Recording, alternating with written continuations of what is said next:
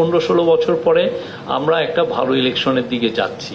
এবং আরেকটা হচ্ছে যে আমরা যে কথাটা বলছি যে ফেব্রুয়ারি মাসে আমাদের ইন্টারিম গভর্নমেন্ট বারবার বলছেন, প্রফেসর ইউনূস বারবার বলছেন, আমাদের তরফ থেকে প্রেস উইং এর তরফ থেকেও আমরা বারবার বলছি, বোঝা গেল যে মানুষের ট্রাস্টটা আছে, মানুষ ভাবছেন যে ভালো একটা ইলেকশন হবে।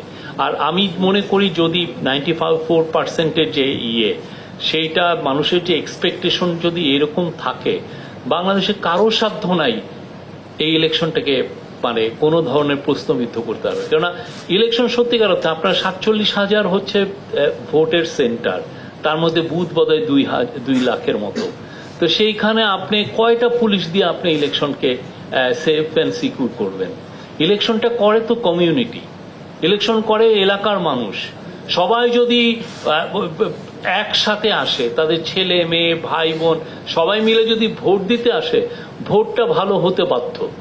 এবং আমি এইটারই রিফ্লেকশন এই ডেটাতে আমি দেখছি।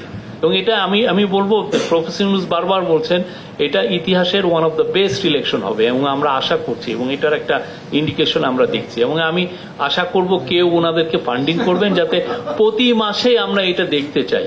আসলে তো আমরা কি কোথায় আমাদের ভুল হচ্ছে, আমরা কি ডিরেল হয়ে যাচ্ছে কিনা, মানুষের এক্সপেকটেশনের অনেক বাইরে। এটা অনেক ক্ষেত্রে এই ডেটাগুলো, এই অপিনিয়ন পোলগুলো অনেক ক্ষেত্রে আপনাকে মানে আপনার পলিসিতে স্টেডিং আপ যেটাকে বলে, যে আপনাকে সঠিক একটা পলিসি নিতে সাহায্য করে, বা আমি কোথাও ভুল করছি কিনা সেটা খুব রেকটিফাইয়ের একটা টাইমও সে দিয়ে দেয়, যে না তুমি এই জায়গাটা ভুল করছো, তুমি রেকটিফাই করো।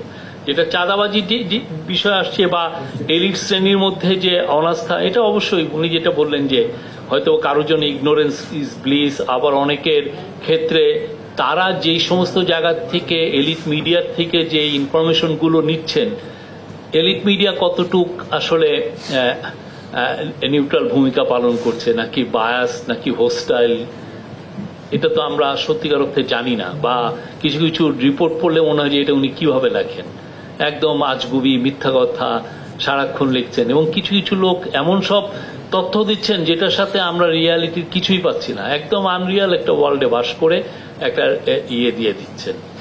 আমরা মনে করি এটা থেকে অনেকেই আমাদের অনেক বড় বড় ইকোনমিস্টরাও এটার থেকে নিবেন, অনেকে দেখলাম যে অনেক হোস্টাইল রিমার্ক করছেন ইদানিং। তো আমরা তাদেরকে বলবো যে please look at this data, দেখেন, এবং সবাই মিলে পুরো জাতি একসাথে মিলে let's have a very good election. আমাদের খুব দ্রুত ডেমোক্রেটিক ট্রানজিশনে যাওয়া উচিত।